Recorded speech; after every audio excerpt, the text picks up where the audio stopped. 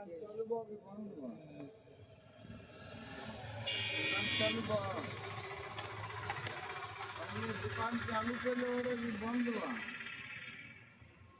ये चालू बंद देखो ये बा उल्टा हमारे बचने हमारे हमर जीव का 5 मिनट का 5 मिनट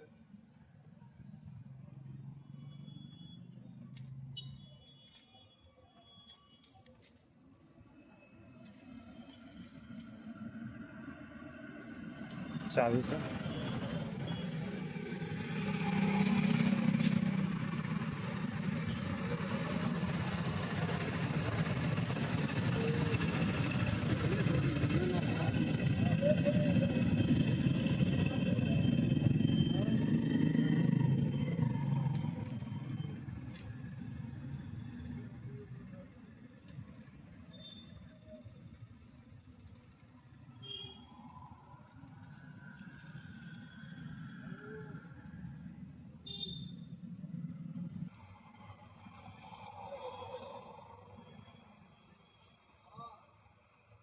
वीडियो बंद कर दीजिए, ठीक है।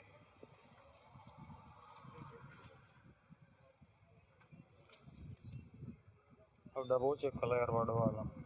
ये बैठो बाबू, ये बैठो पहले ही